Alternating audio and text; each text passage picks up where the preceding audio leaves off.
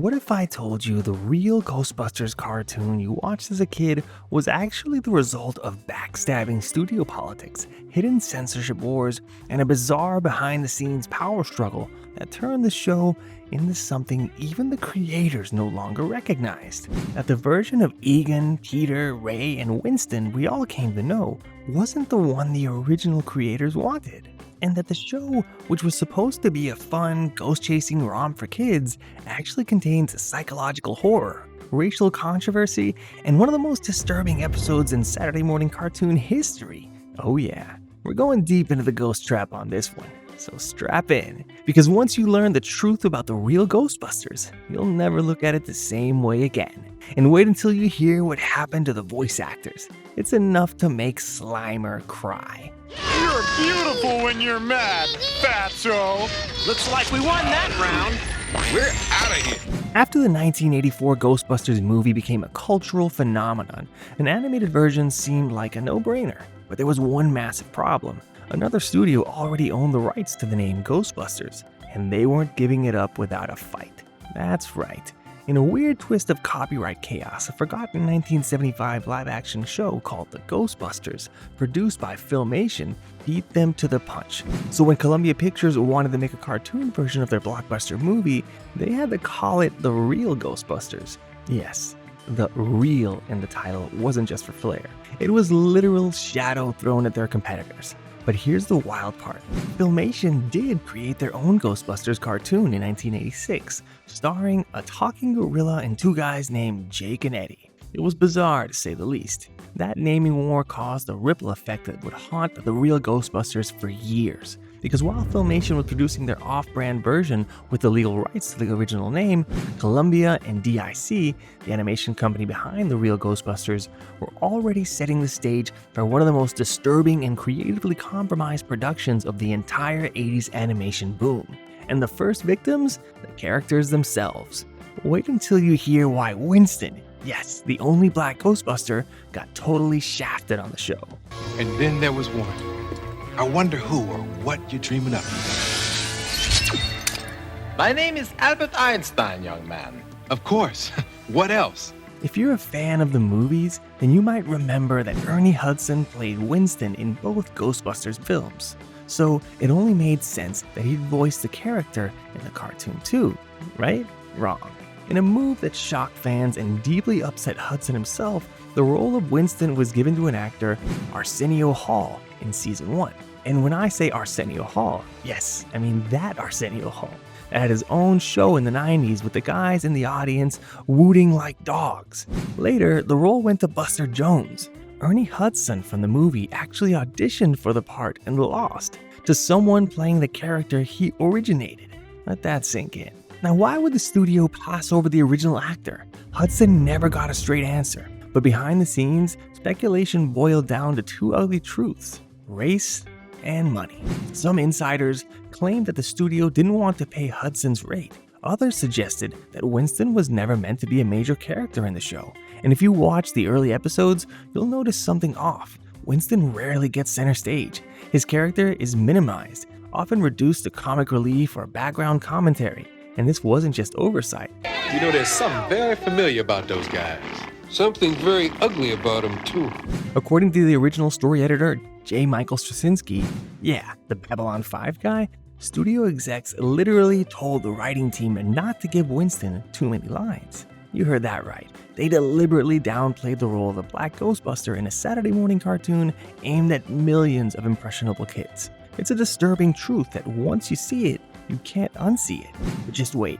Because the studio's obsession with control didn't stop with Winston, they had even bigger plans for Egon, including giving him blonde hair and turning Janine into a completely different person. No, seriously, you're about to find out how the Real Ghostbusters became the executives Ghostbusters. In the early seasons, Janine Melnitz, the team's sassy secretary, was smart, sarcastic, and totally held her own. She wasn't just comic relief, she was sharp, stylish, and fiercely independent. In fact, fans loved her for it. So why did she suddenly turn from a bold redhead into a generic motherly support character with rounded features and a softer voice? One word: censorship. Or rather, a group of outside consultants hired by ABC called Q5, whose job was to analyze kids' programming and recommend changes that would make shows more acceptable to advertisers and parents. Their verdict? Janine was too aggressive, too edgy, too New York. So what did they do? They softened her design. They told animators to round out her sharp angles. Yes, literally. And made her less confrontational. No way. Remember what happened the last time you borrowed it? Okay, so we forgot to get it washed. They also decided that a character should be more nurturing and less independent. Sound familiar? But here's the disturbing part. The writers hated this. J. Michael Straczynski, again, openly fought these changes. In one infamous story meeting, an executive actually said Janine should be more like the mom and less like someone who wants to sleep with Megan. Let that one sink in. These changes weren't just aesthetic. They represented a shift in the show's tone. The Real Ghostbusters were being reshaped by boardrooms, not storytellers, and characters like Janine were caught in the crossfire. But if you think that's disturbing, just wait until you find out what happened to the voice cast. One of them got replaced under suspicious circumstances, and fans are still arguing about it to this day. You probably remember Peter Venkman's voice from the early seasons. It was smooth, sarcastic, and absolutely nailed the Bill Murray vibe. That's because it was voiced by Lorenzo Music. Yep, the same guy who voiced Garfield. But midway through the series, something weird happened. Venkman's voice changed. Suddenly, he sounded a lot more gruff, more aggressive, more like Garfield's opposite. Nothing to worry about, folks. The Ghostbusters are on the job. All right, Double Bubble, drop the piano. That's because Lorenzo Music was quietly fired and replaced by Dave Coulier. Yes, Uncle Joey from Full House. But why? Here's the crazy part. Rumor has it that Bill Murray himself didn't like how Lorenzo Music portrayed him. According to several sources, Murray thought the voice made him sound too wimpy and pressured the studio to make a change. And remember, this was still the 80s. If a star like Murray made a call, execs jumped. So Lorenzo Music would help define the tone of the show was gone. And with his departure, something else changed too, the vibe. Venkman became more brash, less funny, and frankly, less likable. But the voice cast chaos didn't stop there. Even Egan's voice actor, Maurice LaMarche, who also voiced Brian in Pinky and the Brain, started pushing back against studio demands. He stayed with the show, but you could tell tensions were high. This may tie in with the readings I'm monitoring here. We'll need time to find a way to deal with this. Still, none of the behind-the-scenes fights were as intense or as chilling as what happened when the show dared to explore real-life horror. And yes, we're talking about the AIDS episode.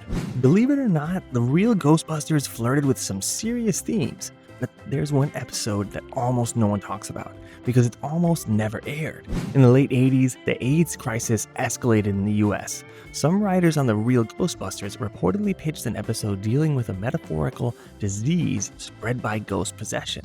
It was a thinly veiled allegory for the fear, stigma, and misinformation surrounding HIV/AIDS. The script, which was never produced in full, was allegedly shot down immediately. Network censors claimed it was too dark for kids, but internally, some of the writers suspected a more troubling reason. Sponsors didn't want their products associated with AIDS, even in a metaphor. And that wasn't the only time dark material got the axe. An early episode titled The Boogeyman Cometh was nearly pulled after parents complained it was too scary. And let's be honest, it was. That design for the Boogeyman? Haunting.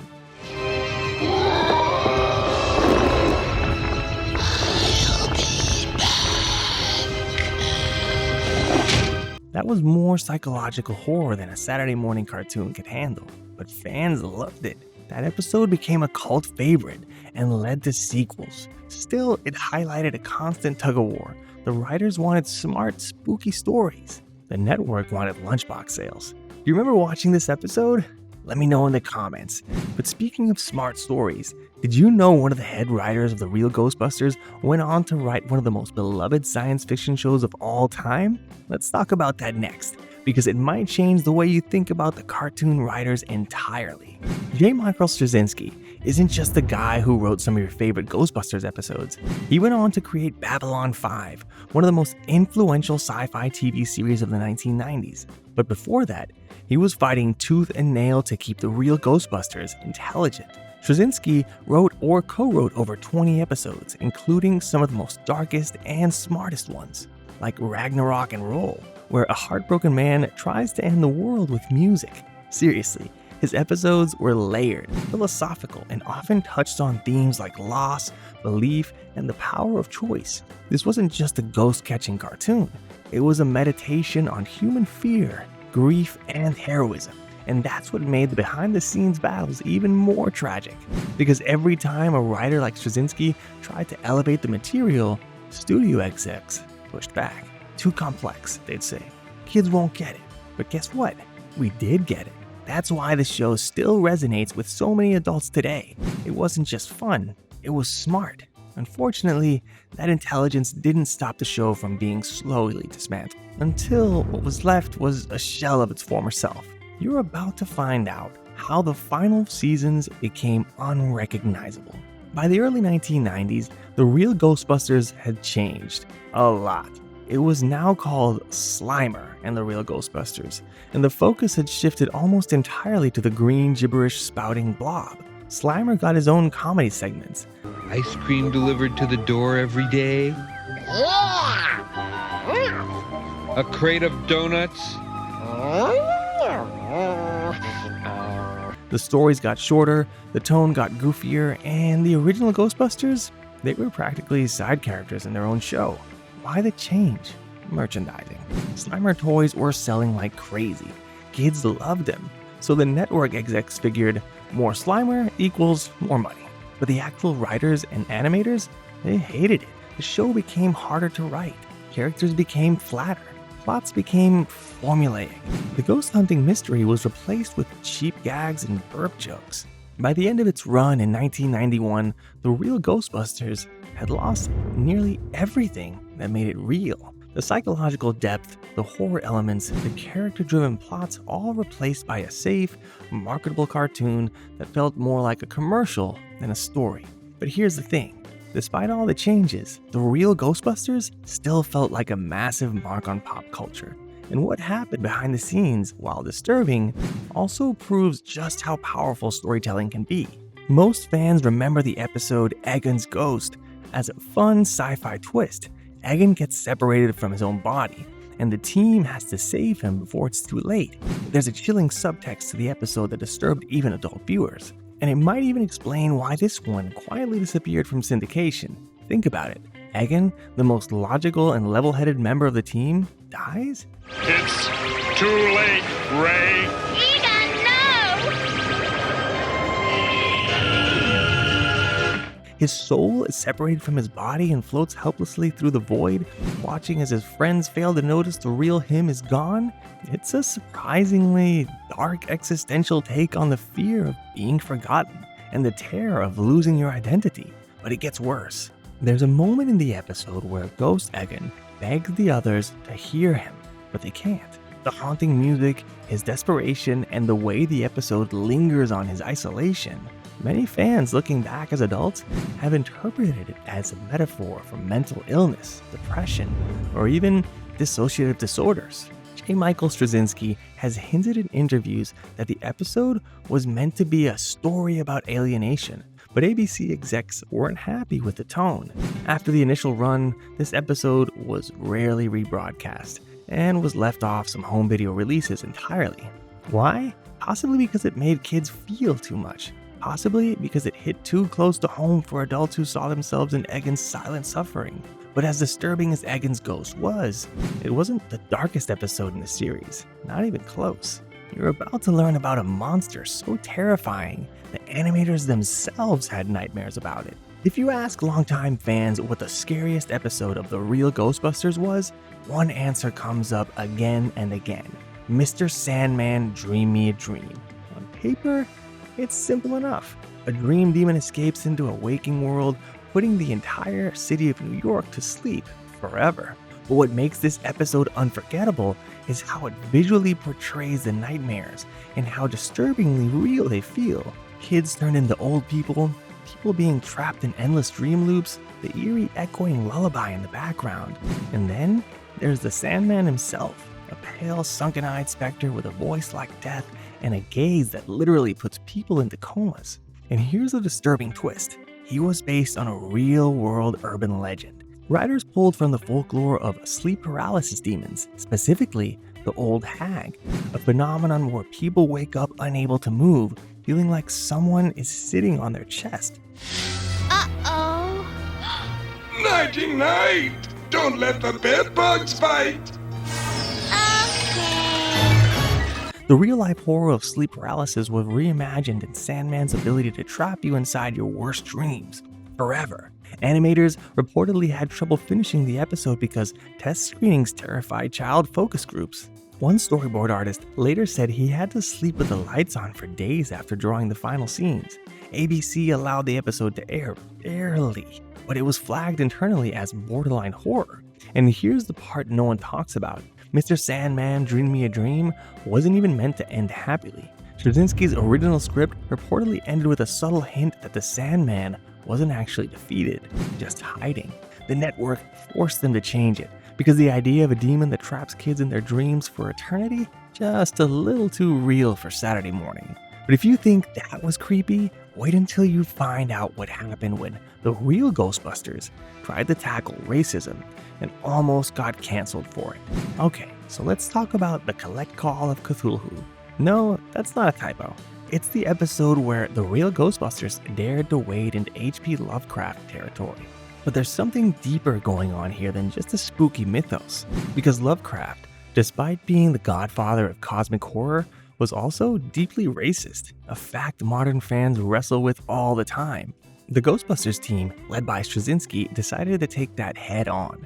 In the Collect Call of Cthulhu, they used the monster as a metaphor, not just for ancient horror, but for ancient hatred. In subtle, powerful ways, the episode touches on ideas of inherited prejudice, the dangers of blindly following tradition, and how evil can be passed down like a family heirloom. Ulumin! Oh no! I think we're too late. What gave you the first clue?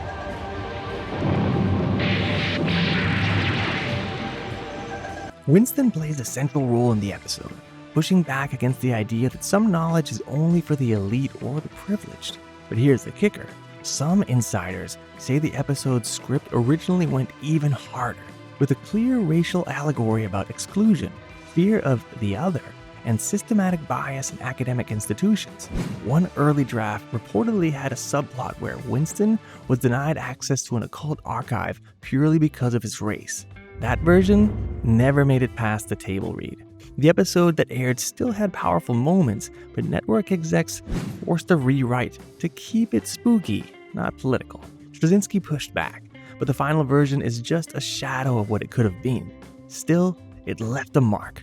Fans today consider the Collect Call of Cthulhu one of the smartest and most layered episodes of the series. And once you know what they really wanted to say, it becomes clear. The real Ghostbusters was way more radical and way more courageous than anyone gave it credit for. So now that you know the truth about the censorship, the controversy, the race issues, the voice actor betrayals, and the studio interference, can you ever look at the real Ghostbusters the same way again? That show you loved as a kid was almost sabotaged at every turn, but somehow it still managed to haunt us in the very best of ways. If this episode blew your mind, hit that like button and subscribe for more deep dives into the twisted truth behind your favorite childhood shows. And please, let me know in the comments which episode of The Real Ghostbusters freaked you out the most. Until next time, who you gonna call? See you soon.